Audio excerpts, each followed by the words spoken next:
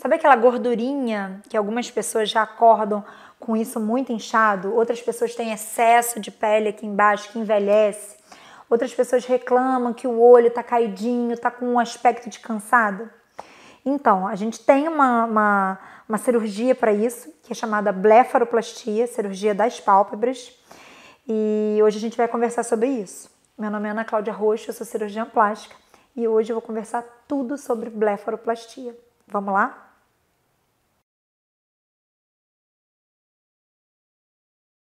A blefaroplastia é a cirurgia das pálpebras, tá? Ela é um termo designado a todo procedimento que envolve as pálpebras, tá? E existem alguns tipos de procedimento, né? Algumas técnicas de blefaroplastia que são específicas para cada queixa, né? Para cada paciente. E aí vamos começar sobre quando eu preciso fazer a blefaroplastia.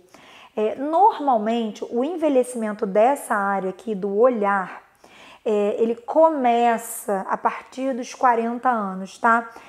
A gente fala que a gente percebe que a paciente está envelhecendo por essa área aqui no rosto. É a primeira área que vai dando sinais de envelhecimento, é essa área, tá?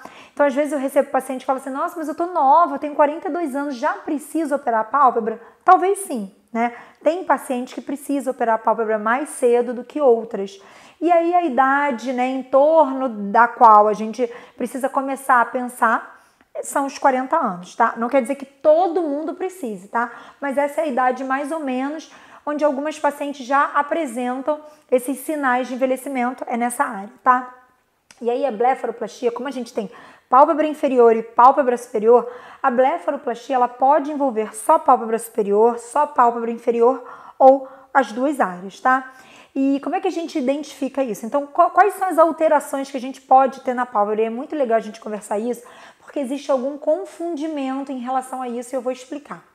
A pálpebra superior, ela normalmente, o que incomoda os pacientes é o excesso de pele, tá?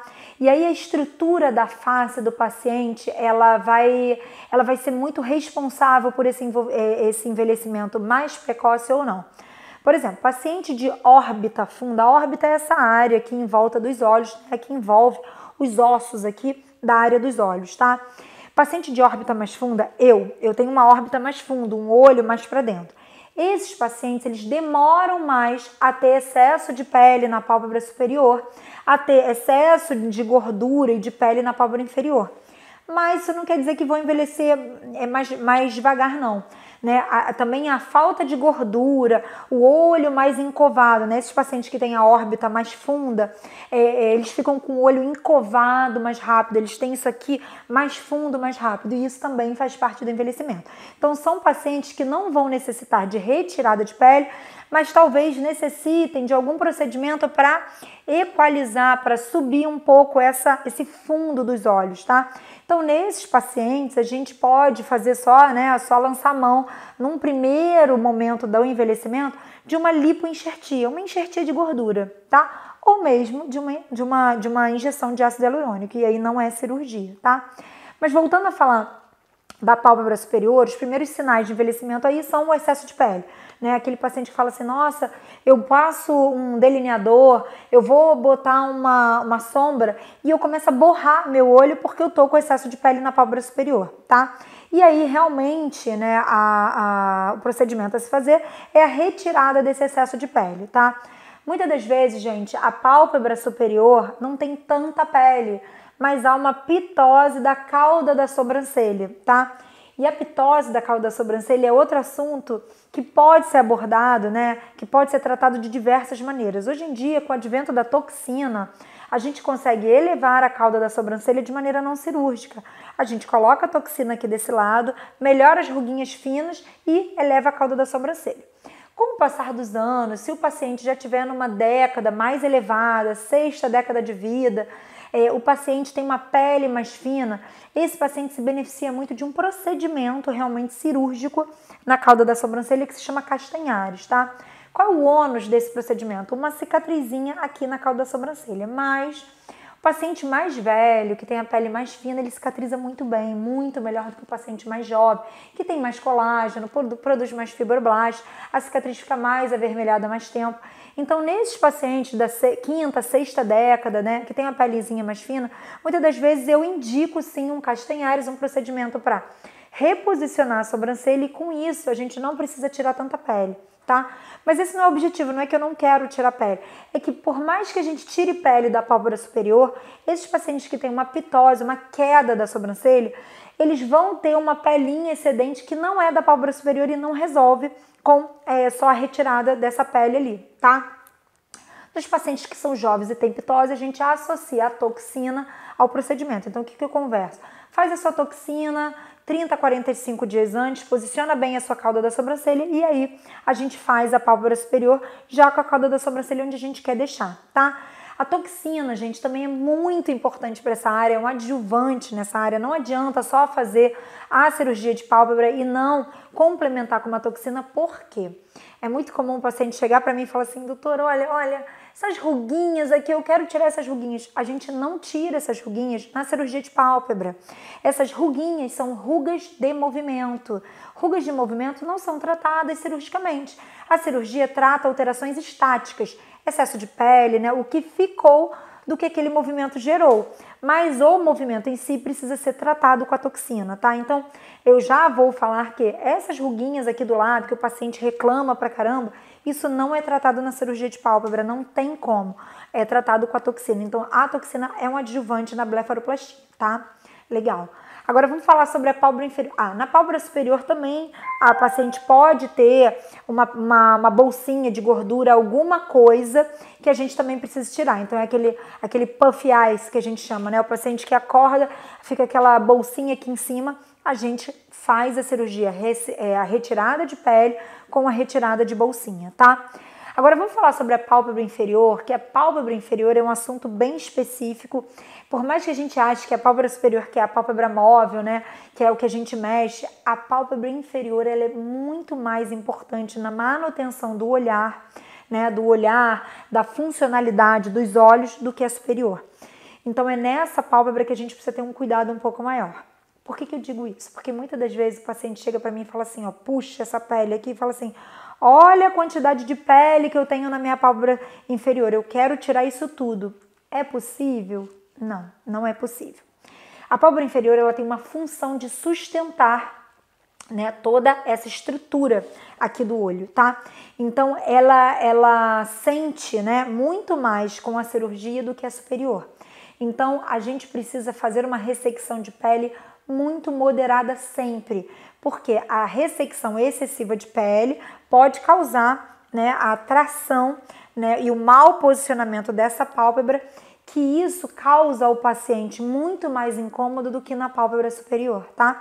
O que eu quero dizer com isso? Que a gente pode até tirar um pouquinho mais da pálpebra superior, mas é na pálpebra inferior que o paciente fica com o olho mais ressecado, tem alguma alteração até do posicionamento do olho mesmo, do olhar bonito, é na pálpebra inferior, tá? Então, às vezes o paciente fala assim, doutora, pelo amor de Deus, não mexe muito aqui na minha pálpebra não, que eu não quero ficar assim. O ficar assim é por causa da pálpebra inferior. Então, o que a gente faz, né? Como é que a gente trata essa pálpebra inferior? Primeiro, bolsas, trata as bolsas. E aí, nesse sentido, também é importante educar o paciente no sentido de que a gente tira o excesso de bolsa, a gente não tira as bolsas por completo. Por quê? Se a gente tirar a bolsa por completo, o paciente também fica com o olho encovado. E o olho encovado, ele dá muito mais sensação de envelhecimento do que a própria bolsa, tá? Então, no paciente que tem muita bolsa, claro, a gente tira essa bolsa. O paciente que tem um pouquinho de bolsa, o que a gente faz? A gente queima essa bolsa, para que essa bolsa fique murchinha, mas ela não deixe de existir ali, dando, né, uma sustentação, um coxim para aquela órbita. Se a gente tem uma órbita sem bolsa nenhuma, super encovada, esse paciente vai parecer muito mais velho do que o paciente que tem bolsa, tá? Então é preciso ficar atento a isso, é preciso que o paciente entenda isso, tá? As bolsas que mais aparecem são essas laterais, essa a gente pode tirar bastante, ser bem mais agressivo, mas essas bolsas mediais a gente precisa, e nasais, né, medial e nasal, a gente precisa ter um cuidado maior para que esse olho não fique fundo, tá? E nesse sentido, é muito bacana a gente associar técnicas. Então, o que a gente faz? Muitas das vezes a gente trata as bolsas, tira um filetinho de pele, tira aquele excesso de pele suficiente para melhorar aquela flacidez inferior, né, aquele excesso de pele inferior. E toda vez que a gente tira a pele, a gente precisa fazer um procedimento que se chama cantopexia, ou seja, a gente fixa o canto desse paciente, a gente reforça a musculatura, né, o tônus muscular da pálpebra inferior para que essa pálpebra não pese e fique retraída. E a gente pode também, quando o paciente tem essa canaleta, né, da lágrima que a gente chama funda, a gente associa a todo esse procedimento uma enxertia de gordura ou uma injeção de próprio ácido hialurônico, quando o paciente não tem gordura para enxertar, que é difícil. Normalmente o paciente tem, mas o paciente tendo gordura, a gente coloca uma gordurinha, não tendo gordura, a gente coloca ácido hialurônico, tá?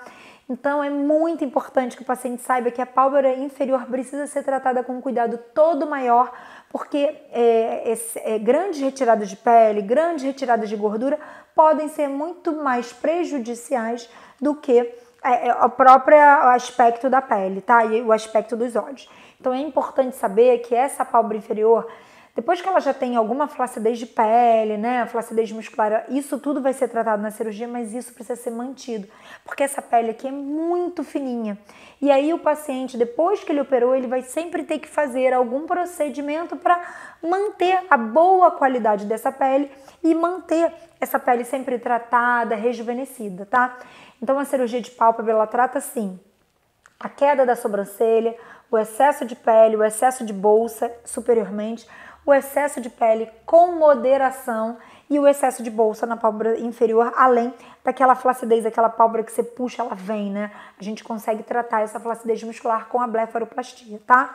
Então, todas as indicações vão depender do estágio do envelhecimento nessa região da paciente, com a qualidade da pele da paciente, com a idade da paciente e com até a anatomia. Tem anatomias que são muito mais favoráveis à retração de pele do que outras anatomias. Então a gente precisa analisar tudo direitinho com o paciente e mostrar para o paciente o que a gente pode fazer. Lembrando que toxina, enxertia de gordura, um laser para melhorar a qualidade de pele sempre vão ser adjuvantes ao nosso procedimento cirúrgico, que é insubstituível, tá? A gente também não consegue tratar essa pálpebra só de maneira, né, estética, com procedimentos em consultório, quando essa pálpebra já tem excesso de pele, flacidez muscular e excesso de bolsa, tá? Então, tudo isso anda ali em paralelo para que a gente tenha uma saúde palpebral, né? Uma função palpebral mantida e uma estética palpebral maravilhosa, tá?